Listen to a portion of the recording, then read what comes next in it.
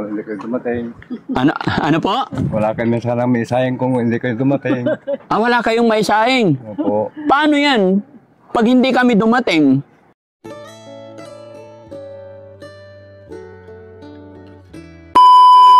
Mga kababayan, nandito po kaming muli kung saan sa bahay ni... Ano pangalan nun? Rosalie. Ni Rosalie, mga kababayan.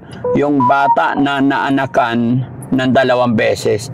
At ito, kaya kami nandito mga kababayan dahil nag-message po si Ma'am Alice Infante. Ayon sa kanya mga kababayan, DF, nagpadala ako ng 2,000 para kay Rosalie. Sobrang naawa ako sa nanay niya.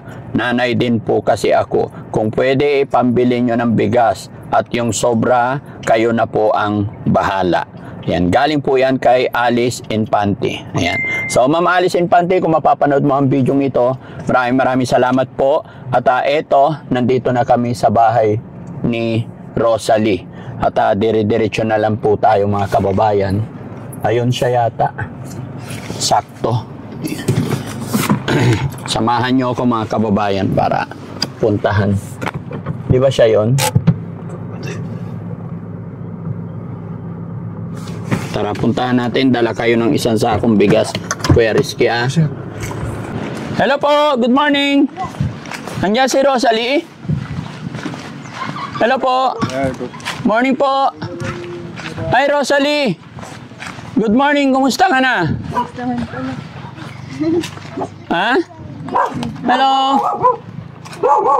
Kumusta na kayo? Oh. Rosalie, kaya ako nandito, pwede ba? Ano ginagawa mo? Pwede ba umakyat? Ayan, akyat tayo. Ano niluluto mo? Ha? Nagsasaing. Ay, nagsasaing ka. Kanin yan? Pang ilan? Ilan tao kakain? 10. 10? Bakit? Rosalie, dikit ko to. Okay lang? Lapit ka dito, be. Ayan. Inasahan mo ba na makakabalik kami dito? Ha? Bigla. Mapasok ka bro, mainit. Rosalie, may dala kami bigas. Dinalan ka namin sa sakong bigas. Salamat po. Okay. Dito ka, halika. Hindi na ako papasok dyan sa loob kasi natutulog yung anak mo. No? Dito ka. Ayan mga kababayan, siya po yung nanay na 15 years old. No? At may anak na 2. So, Rosalie, nung nag-upload kami, okay na yan, baka matuwad yung kaldero. Nung nag-upload kami, napanood ng kababayan natin, bagamat hindi niya sinabi kung taga saan siya, sabi niya, DF, nagpadala ako ng 2,000 para kay Rosalie. Sobrang naawa ako sa nanay niya. Nanay din ako. Sana kung pwede ipambili nyo ng bigas. At yung sobra, kayo na po ang bahala. Yun ang sinabi ni Ma'am Rosalie, ay Ma'am Alice Infante, ano? Yun ang reason ba't nandito at napadaan kami bigla dito. Salamat po. Okay. So, kaya ang ginawa ko, nagdala ako ng bigas, tapos ibibigay ko na lang sa iyo yung 2,000. No? Kumusta ka naman? Ayos naman po. Kumusta yung mama at papa mo? Ayos na. Ha? Nagtatalaba po siya. Nagtatalaba ang nanay mo. Tapos ikaw nagluluto dito. Opo. Oh. Anong ulam nyo ngayon? Wala pa po. Wala. Bakit wala? Ito kanin. Opo. Ingat kayo, baka masunog yung bahay. Dapat itong sahig, sinapunan muna ng lata, ano? Kasi baka masunog. Kanin yan talaga? Opo. Malakas ang apoy. No? Okay, basta ingat kayo. O ito, bibigay ko yung 2,000, ano? Bigay ko na lang sa iyo yung 2,000. Ako nang bahala dun sa bigas para may pangsaing kayo. Salamat po, Daddy. Kumusta yung mga anak mo? Ayos naman po. Andun Ito yung po. panganay? Hindi po. Andun po kay mama ko po. Nandun sa mama mo. Opo. May boyfriend ka na? Wala. Wala. Oo, dapat lang. Palakihin mo muna yung... Palakihin mo muna yung anak mo, ha? Oo. Okay. So, hindi na kami magtatagal. Anong masasabi mo kay Ma'am Alice? Marami pong salamat, Ma'am Alice po. God bless you po. Okay. So, ayan mga kababayan, mga kabarangay, no? Kami po ay biglang napasyal dito para maiabot yung tulong pinansyal na pinadalan sa atin ng ating kabayan na si Ma'am Alice. Kaya, Ma'am Alice Infante, maraming salamat po. Kita nyo naman kung gaano kasaya. Maging ako man ay napakasarap sa pakiramdam na kahit hindi nyo po kilala kami ng lubos ay napag-abot kayo ng tulong sa ating mga kababayan. So nawa po ay marami pa kayong blessing para mas makatulong pa. Hindi po sana kayo magsawa tumulong sa ating mga kababayan na nangangailangan ng tulong, no? So, thank you, Rosalie. Sana matupad mo yung mga pangarap mo. Okay? O, kunin ko lang yung mic. Ba't kukunti? Ano ko lang sir, malalim na. Malalim na kaya hindi nakakuha. Oo. Asawa niyo po? Ay, siya asawa niyo. Hindi ng isda. Kanino bangka yan? Sa inyo? Kapatid niya po. Yung kapatid niya. Hiniram niya po. Hindi under kasi yung makina niya may problema. Kaya dyan lang. Opo. Pero kung aandar, pwede pang isda. Di ba nakakatakot dito? Ba malunod yung mga bata? Marunong na sila sir. May mga ganyang edad marunong na lumangoy? Paano nyo natuturuan? Sila na sir. Pag malalim na dito, dyan na sila maliligo. Naglalaro talaga sila. Buti pa yung mga batang malilit, marunong lumangoy. Ako hindi marunong lumangoy. No? Marunong na sila sir. Kahit ganyang kalit, marunong lumangoy? Pag malalim dito sir, naging sila, naliligo. Ayan, lalangoy ba yun? Lalangoy ka? Uy, malamig. Naliligo sila sir. Naliligo sila. Malalim na naman. Diyan na naman sila sa bangkara. Kapit-kapit. Oo. Pero wala naman nalulunod na bata. Wala naman sir. Dahil pag malalim na dito, dyan na lang silang. Pero mga yan, kahit malalim, dyan sila. Yan ang laruan nila sa tubig, no? Iba parang laking dagat, no? Kaya maiitim mga bata. Pati kami na lahat sir. Oo, lahat na. Opo. Hindi na pala tinuturuan. Kusang natututo sila. O sir. Basta pabayaan lang namin yan, pero binabantay namin. Marunong naman silang Pero pag malalim na, hindi na sila pwede talaga malunod na talaga sila. Malunod na, mapapagod na. Kaya dito lang talaga. Pag malalim na, maabot na yung sahig namin. So paano yun mababasa yung mga gamit ninyo? Oo sir. Hirap itaas-taas kung saan. Mahirap itaas. Hindi ba pwedeng itaas nyo na lang ulit yung bahay? Patingin to na Kaya siguro ganyan na lang ang bahay, no? Nay, may tanong ako, wag mo sanang mamasamain. Bakit ganyan kakalat yung bahay ninyo? Wala nang paglagyan. Wala nang paglagyan. Maaari siguro akala ko, kinalat ng alon. Ha? Kasi mga bata sa pag naglinis ka, kalat na naman. Paano yung mga damit nila pag magbibihis? Buwanan yata yung paglalaban nyo, Nay? Isang buwan? Sir, lagi nga akong sir, ininot-inot ko lang. Ano yung iniinot-inot? Yung gunti-gunti lang. Konti-konti lang. Dahil tubig ang problema dito sa amin. Po? Tubig. Tubig ang problema. Saan kayo pala kumukuha ng tubig panlaba? Sa balon po. Saan ang balon dito? Doon pa po, sir. Malayo. Yun ang problema pala dito mga kababayan, kaya ganun. Nasa tabing dagat pero yung panglaba, panligo, Sa balon. sa balon, yun ang mahirap i-provide, no? Napakahirap ng kababayan natin dito sa laylayan talaga, no? Kita mo napakahirap pag ikaw din ang titignan mo yung sitwasyon dito, hindi mo alam paano ka mamumuhay, lalo na pag hindi ka pasanay. Gano'n na kayo katagal nakatira dito, Nay? Hindi ko na alam, sir. Matagal na. Matagal na? Hindi nyo ba naisip maglipat na ibang lugar? Wala kaming lupatan, sir. Wala kaming lupa na... Wala kaming lupa. Dati? Walang lupa. Tay! Ngayon, first time natin makausap si Tatay. Anong pangalan nyo, Tay? Roger. Tatay Roger. Kayo po yung tatay ni Rosalie. Ilang taon na po kayo, tay? 62 na po. 62 na. So nakakapaglaot pa kayo. Wala na ibang hanap buhay, yun lang po? Wala na. Noon talaga, kontraksyon, pwede pa. Wala na. Hindi ko na mabuhat yung isang ako. Hindi ka na makabuhat, kaya sa dagat na lang talaga. Pero may nakukuha ka pa naman, tay? Ay, mayroon kunti-kunti. May 2 kilo, 3 kilo. Isang biyahe mo, 2 kilo, 3 kilo? Oh, kung kuwan rin, nadagdagan. Wala nang kuwan, mahirap lang kuwan dito sa kuwan, dagat. Mahirap mamuhay? Bakit Hindi- po? Hindi yung kuwan, yung pagkuha ng isda. Bakit mahirap na po? Marami nang nakukuha, may lambat, may kuwan na. Marami nang kuwan dyan sa dagat. Eh dapat maglambat ka rin, tay. Wala nang lambat. Wala kang lambat? Mahal ba yung lambat, tay? Ewan ko, dali kung kuwan, hindi ko pa nakakuan ng ganyan.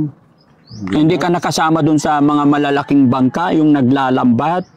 Mas malaki ang kita nila?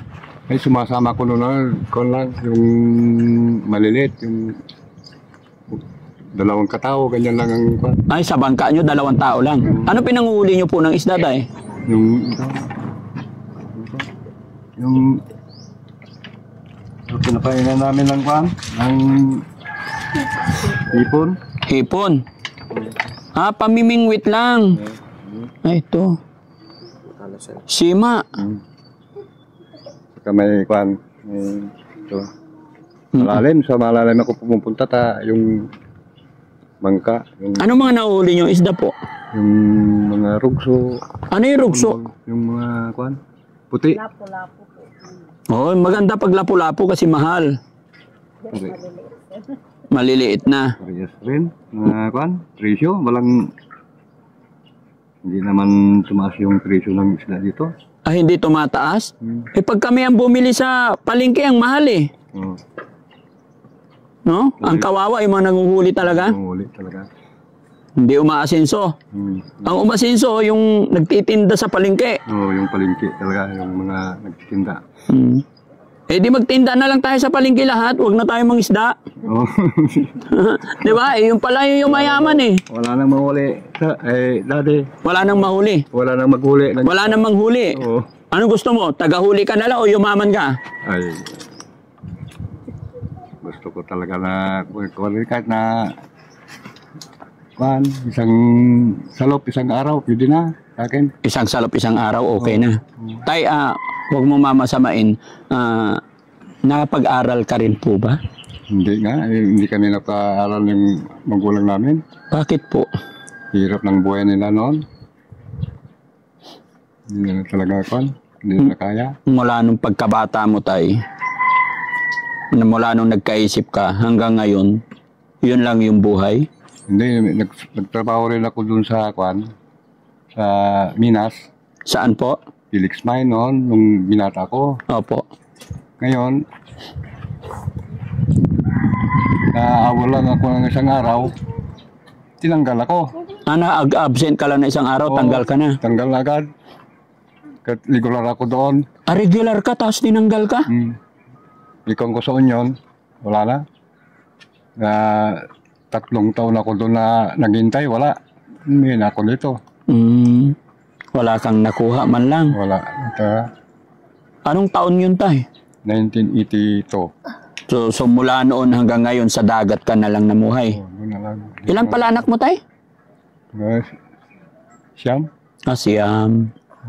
Asawa po tayo, ilan? Isa lang. Isa lang. Oh, very good. No? Napakatiyagaan ni tatay. Ba't parang ang tahimik mo po, tay? Parang... Oo.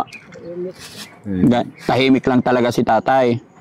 So yung mga batang nandito, mga apo mo na lahat. Oo, apo lang. Di bali, at least, kumpleto ang pamilya, no? Yun lang yung pagpasalamat natin. Walang talagang Kung minsan hindi ko sila mabubuhay sana, mabubuhay na matanda na ako sa sarili ko, wala na kako. Pati yung magdagat, talagang kinong ko lang, yung talagang Pinipilit na lang po. Pinipilit ko na lang talaga. Hindi rin nakapag-ipon. Ano po tay? Hindi nakapaipon talaga. Sige tay, hindi naman tayo pababayaan ni God. Opo, Daddy. Sige po, salamat po tay, salamat. Naghatid lang kami ng kaunting tulong sa inyo pong anak. Para sa inyo naman po yun lahat. Alam ko dahil kapisan nyo naman. Sana nakatulong po, ano? Ay, salamat. Oo. Daddy, talagang hirap ng buhay namin. Buti kayo talagang alam nyo talagang hirap namin talaga. Yung mga dito, wala. Kahit nasa gobyerno, mayroon ng kunti. Pinipili lang. Pinipili. Tay, ito, nararamdaman ko talaga yung kalungkutan mo. Nakita kita habang kausap ko yung anak mo. Nakikita, pinagmamasdan kita. So, ramdam kita ramdam ko yung hirap ng buhay mo. At ito tayo, naka-video po tayo. I-upload po namin ito. Ano po ang iyong masasabi sa pamumuhay natin, pamumuhay ninyo? Bakit sa dinami-dami ng mayayaman, tayo mga nandito ay hindi nakakaahon? Bakit po kaya? Ano ang iyong masasabi tayo? Sa ko talaga, nagsisisi ako hindi ako nag-aral talaga.